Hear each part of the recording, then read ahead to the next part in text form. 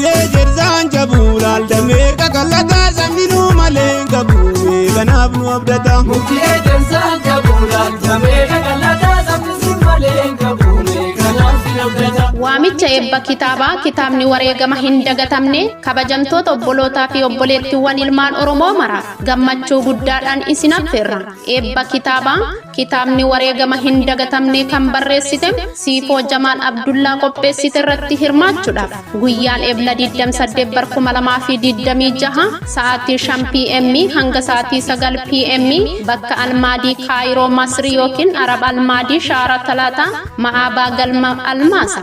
Sagantaan kun karaa Zuumiitiin isin darba. Kanaafuu bakka jirtan irraa hirmaachuun ni danda'ama. Sagantaan kan hammatu eebba kitaabaa, ibsa barreessaa irraa, marii fi gaafii deebii, walitti dhufeenya hawaasaa cimsu. Uummata Oromoo biyya Misrii fi naannolee biroo irraa dhufan hundaa kabajaan affeerra.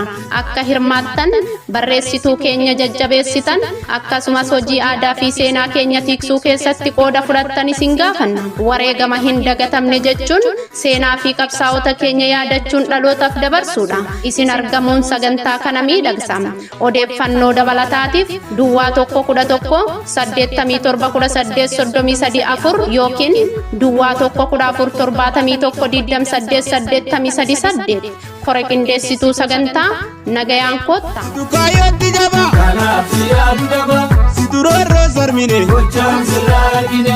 situ diina raasee Maasa baabaasee. sidagaleen Oromoo Milkaa'ii maali obbo.